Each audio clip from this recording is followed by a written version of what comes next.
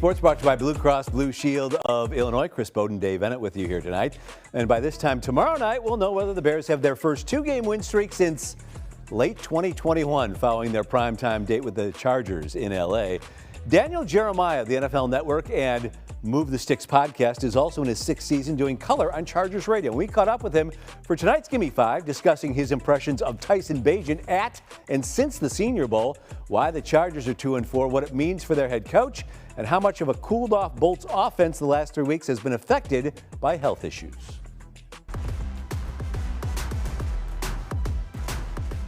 I think health is a big part of it. You know, people say, "Oh, you're making excuses," and Corey Linsley, the injury was big. When you lose an All-Pro center, that's a big one. But to me, the Mike Williams injury has been bigger. They just haven't. Justin hasn't been quite as comfortable as we've seen in years past, and there's been glimpses of it. The first half last week against Kansas City Chiefs, they marched up and down the field, and everything looked good. And then the second half, they struggled to get first downs. And I think some of that is, Mike Williams provided a lot of those chunk plays, those 50-50 balls where he had a lot of trust in him. Keenan Allen, coming off of the Vikings game where he had a zillion catches, I think, obviously attention has gone towards him. Josh Palmer has played well, but they need that next weapon, whether or not that's Quentin Johnston, the rookie who hasn't yet got going, whether that's Gerald Everett, the tight end. They need another complement in the passing game. The D allowing 26 points a game. They're last in the league in pass defense. I know Khalil Mack had the 1 6-sack game, and he's got one in the other 5 so far. Should Tyson Bagent be licking his chops this weekend? Well, when you look at the paper, yeah. I mean, you just look at down on paper, the opportunities have been there. There have been some changes. Obviously, J.C. Jackson has moved on, and there's, adjustment there. You mentioned Khalil Mack having that one big monster game. I think the fact that Joey Bosa has been playing hurt, he's missed some time. He's playing hurt. Derwin James has been a little bit banged up. They haven't been fully healthy. And then I think, if you look at last week, that first half, Kansas City Chiefs and Patrick Mahomes did whatever they wanted to do.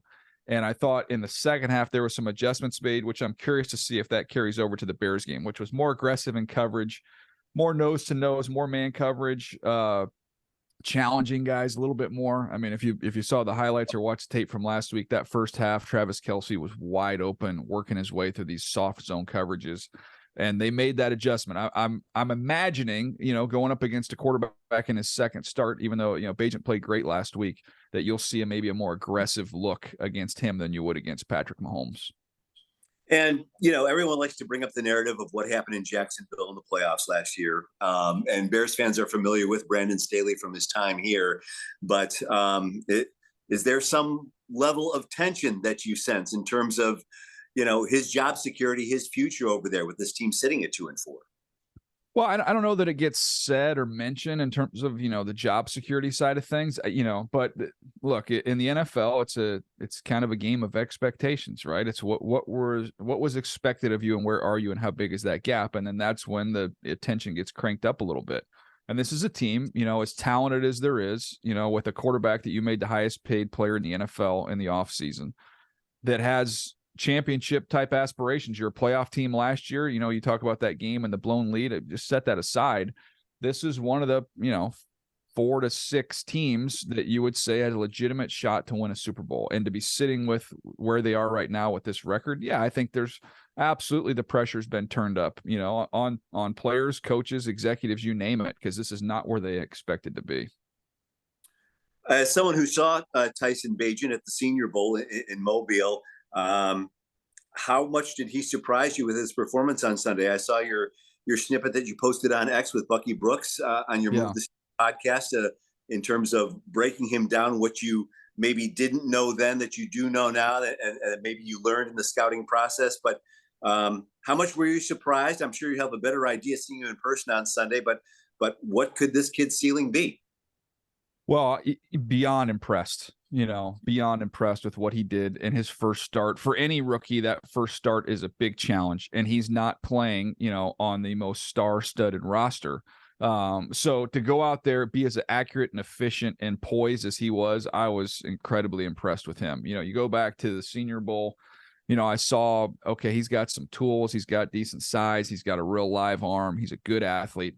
The jump up in competition was so great. And you saw a little up and down week during the Senior Bowl week. And then, he played pretty well in the game. But I thought, man, this is going to take some time here just for him to adjust, even just simply the speed just being so different from what he saw in college to what he was going to jump into here. But I give him credit. I think a lot of it, the number of, what is it? I just wrote it down the other day with the number of passes. It was 2,040 pass attempts in college. Like he's thrown a lot of footballs, whether that, whatever the level is, it's a lot of experience. And I thought that experience paid off in that one. I'm excited to see him. He's a great story. I love it when guys like this, with his background and his track record, overcoming what he's overcome, to have a chance to be a starting quarterback in the NFL is pretty nuts. So I'm anxious to see him. Is arm strength something that can be helped even at this late point in a career, even though he's only a rookie? But is that something that can still be developed at this stage? Oh, I think so. I can just tell you, Joe Burrow's arm got stronger when he got in the NFL. There's things you can do mechanically in terms of, they have all the technology now with a lot of these, facilities that you'll go to in the off season, biomechanics stuff and just torque and turn and getting your cleats in the ground and generating a lot of force from the ground. There's ways now they can use, technology to improve your technique to give you a little bit more, velocity. You see it in baseball, it's these guys that get drafted in baseball out of college, they're throwing 92, 93, and then they get in these programs and next thing you know, they're throwing 97, 98. It's the same thing in football. They're starting to incorporate that technology a lot more. And somebody that's athletic like that, I think their body adjusts to that very well.